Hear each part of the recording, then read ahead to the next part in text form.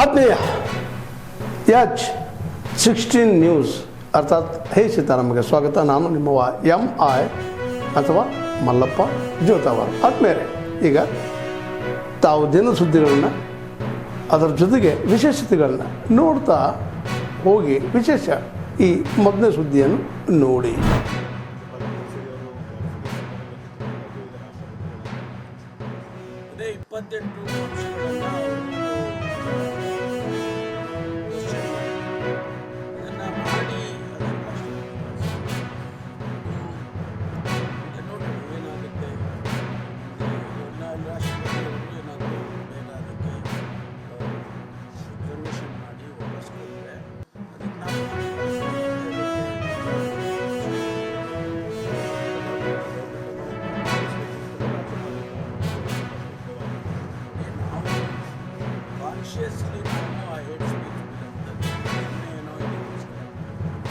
ನಮಗೆ ಫ್ರೀಡಮ್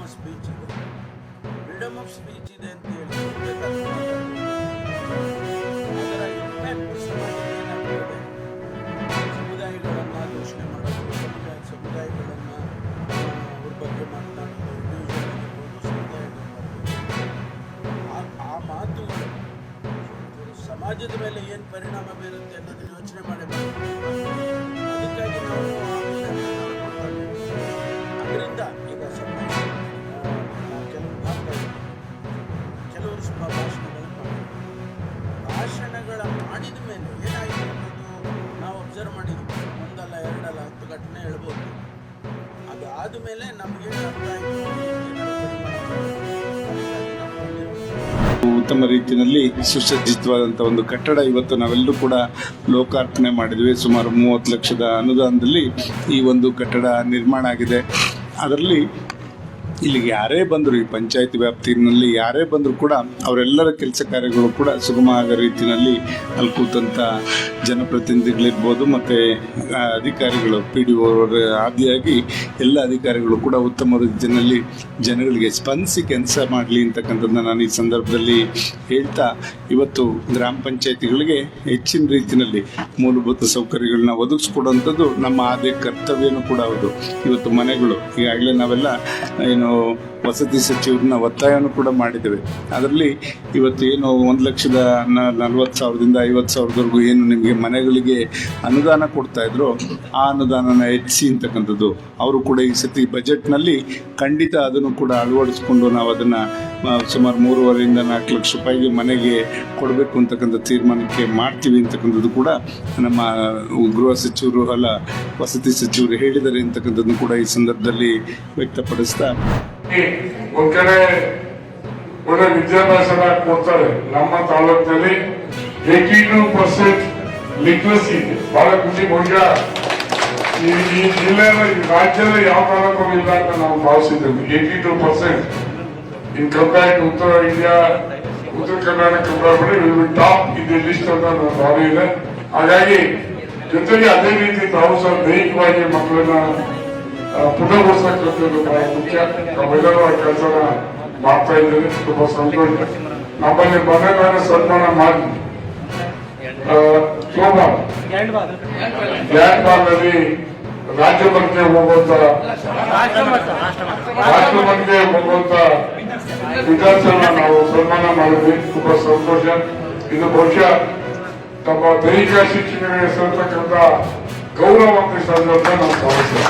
ಹಾಗಾಗಿ ನಿಮ್ಮ ಶ್ರಮ, ನಿಮ್ಮ ಟ್ಯಾಲೆಂಟ್ಸ್ ಅನ್ನು ಬಳಸಿ ರಾಷ್ಟ್ರ ಮಟ್ಟದಲ್ಲಿ ಆಲ್ ಇಂಡಿಯಾ ಲೆವೆಲ್ನಲ್ಲಿ ಗೆದ್ದುಕೊಂಡಿರುವ ಮಕ್ಕಳನ್ನ ಮತ್ತೊಮ್ಮೆ ಅಭಿನಂದಿಸಿ ತಮಗೆಲ್ಲ ಶುಭ ಆಗಲಿ ಅಂತ ಆಲೋಚಿಸಿ ನಾನು ಮಾತು ಮುಗಿಸ್ತೇನೆ. ಎಲ್ಲರೂ ಧನ್ಯವಾದ. ನಿರ್ಗಮಿಸ್ತೇನೆ. ಮನೆಯವರು ಸೇರಿಸ್ತಿರ್ಲಿಲ್ಲ. ಅವಾಗ ಕುಷ್ಠರೋಗಿಗಳಿಗೆ ಮನೆಯವರು ಸೇರಿಸ್ತಿರ್ಲಿಲ್ಲ. ಭಿಕ್ಷೆ ಬಿಡಕ್ಕೆ ಬಿಡೋರು, ಇಲ್ಲ ಜಾತ್ರೆಗಳು ಭಿಷ್ಟಾನ್ನ ಬಿಡೋರು, ಅಥವಾ ಹೊರಗಡೆ ಊರಿಂದ ಹಾಕೋರು. ಅಂಥ ಸಂದರ್ಭದ ಸಮೇತ ಮದರ್ ತೆರೇಸಾ ಗಾಂಧೀಜಿಯವರು ಅವ್ರಿಗೋಸ್ಕರ ಅವ್ರ ಕೈಯಿಂದ ಸ್ವಚ್ಛ ಮಾಡಿ, ಅವಾಗಿನ್ನೂ ಗ್ಲೌಸ್ ಎಲ್ಲ ಬರ್ತಿರಲಿಲ್ಲ, ಗ್ಲೌಸು ಪ್ಯಾಡ್ ಅವೆಲ್ಲ ಬರ್ತಿರಲಿಲ್ಲ. ಅವಾಗ ಬರೇ ಕೈಯಲ್ಲಿ ನೀರಾಗಿ ತೊಳೆದ್ಬಿಟ್ಟು ಸೇವೆ ಮಾಡಿರೋರು. ಅಂಥ ಸೇವೆ ನೆನಪು ಮಾಡಿದರು. ಹಾಗಾಗಿ ಈಗ ಕುಷ್ಠರೋಗ ಸಂಖ್ಯೆ ಕಡಿಮೆ ಆಗಿದೆ. ಯಾಕಂದರೆ ಜನಗಳು ಅರಿವು ಬಿಡಿದೆ. ಯಾರವ್ರು ಬಚ್ಚೆ ಸಮೇತ ಬಂದು ತೋರಿಸ್ಕೊತಾರೆ. ಯಾರು ಹಂಗಾಗಿ ಕುಷ್ಠರೋಗ ತುಂಬ ಕಡಿಮೆ ಆಗಿದೆ. ಯಾಕಂದರೆ ಈಗ ಆರೋಗ್ಯ ಇಂಪ್ರೂವ್ ಆಗಿದೆ. ಇದು ಸ್ವಚ್ಛತೆ ಅಂದರೆ ಮೊದಲು ನಾನು ಸುಮಾರು 34 ವರ್ಷದಿಂದ ವಾರಕ್ಕೊಂದ್ಸಲ ಸ್ನಾನ ಮಾಡೋ ರೈತರವಾಗ ನೀರು ಏನೋ ಅವಾಗೇನು ತಿಂಗಳು ಸ್ನಾನ ಮಾಡೋರು, ಶನಿವಾರ ದಿನ ಸ್ನಾನ ಮಾಡ್ತೀನಪ್ಪ ಅನ್ನೋರು, ಕೆಲವರು ಇಲ್ಲಪ್ಪ ಹಬ್ಬದಾಗ ವರ್ಷಕ್ಕೆ 4 ದಿನ ಸ್ನಾನ ಮಾಡ್ತೀನಪ್ಪ. ಈಗ ಹಂಗೇನಿಲ್ಲ, ಆಲ್ಮೋಸ್ಟ್ ಎಲ್ಲರೂ ಪ್ರತಿದಿನ ಆಲ್ಮೋಸ್ಟ್ ಸ್ನಾನ ಮಾಡ್ತಾರೆ. ಅಟ್ಲೀಸ್ಟ್ ದಿನ ಬಿಡೋದು ಸ್ನಾನ ಮಾಡ್ತಾರೆ. ಬೈಕ್ ಸ್ವಚ್ಛತೆ ಇದೆ ಈಗ. ಆಮೇಲೆ ಜೊತೆಗೆ ಎಲ್ಲರೂ ನೋಡ್ಕೊಂತೀರ, ನೀವೆಲ್ಲ ಟಿ ವಿ ನೋಡ್ತಿರ್ತೀರ ಅಥವಾ ರೇಡಿಯೋ ಕೇಳ್ತೀರ, ಆಸ್ಪತ್ರೆಗೆ ಹೋದಾಗ ಡಾಕ್ಟ್ರ್ ಹೇಳ್ತಿರ್ತಾರೆ, ಇವೆಲ್ಲ ಮ್ಯಾಟ್ರ್ ನೋಡ್ತಿರ್ತೀರ. ಮಚ್ಚೆ ಇರ್ಬೋದೇನಪ್ಪ ತೋರ್ಸೋಣ, ಹೆಂಗೆ ನಿಮ್ಗೆ ಜಾಗೃತಿ ಮೂಡಿದೆ. ಆ ಜಾಗೃತಿ ಇನ್ನೂ ಮೂಡಬೇಕು ನಿಮ್ಮ ಹಿರಿಯರಲ್ಲಿ, ನಿಮ್ಮ ತಂದೆ ತಾಯಿಗಳಲ್ಲಿ. ಯಾರಾದ್ರೂ ಆ ಥರ ಮಚ್ಚೆಗಳಿದ್ರೆ, ಕೆಲವರು ಏನಾದರೂ 190% ಉಳ್ಕಡ್ಡಿ ಮಚ್ಚೆ ಇರ್ತವೆ. ಫಂಗಲ್ ಇನ್ಫೆಕ್ಷನ್ ಅಂತ ಹೇಳ್ತೀವಿ. ಫಂಗಲ್ ಇನ್ಫೆಕ್ಷನ್ ಉಳ್ಕಡ್ಡಿ ಇರ್ತವೆ ಜಾಸ್ತಿ. 100ಕ್ಕೆ ಯಾವುದೇ ಒಂದು ಮಚ್ಚೆ ಇದ್ರೂ ಸಮೇತ 199% ಉಳ್ಕಡ್ಡಿ ಮಚ್ಚೆ ಇರ್ತವೆ. ಅದು ಚಿಕಿತ್ಸೆ ತಗೋಬೋದು. ಅದು ಕುಷ್ಠರೋಗ ಅಲ್ಲ. ಕುಷ್ಠರೋಗ ಅಂದರೆ ಯಾವುದೇ ನೀವು ಒಂದು ಮಚ್ಚೆ ಇದ್ದಾಗ ಅದು ಅಲ್ಲಿ ಉಗುರಿರಲ್ಲ, ನೋಡಿ ಕೂದಿರಲ್ಲ. ಇಲ್ಲಿ ತಾವೆಲ್ಲ ಇಲ್ಲಿವರೆಗೆ ಸುದ್ದಿಗಳನ್ನು ನೋಡಿದಿರಿ, ಜೊತೆಗೆ ವಿಶೇಷ ಘಟನೆಗಳನ್ನು ಸಹ ನೋಡಿದಿರಿ. ಅದು ನಿಮ್ಗೇನು ಅನ್ನಿಸ್ತು? ನೀವು ಲೈಕ್ ಮಾಡಿರಿ, ಶೇರ್ ಮಾಡಿರಿ, ಕಾಮೆಂಟ್ ಮಾಡಿರಿ, ಜೊತೆಗೆ ಸಬ್ಸ್ಕ್ರೈಬ್ ನಿಲ್ಲಿಸ್ಬೇಡ್ರಿ. H16 ನ್ಯೂಸ್ ಅರ್ಥಾತ್ ಸಿದ್ದರಾಮಯ್ಯ ಸತ್ಯದ ಕೈಗನ್ನಡಿ ವಂದನೆಗಳು.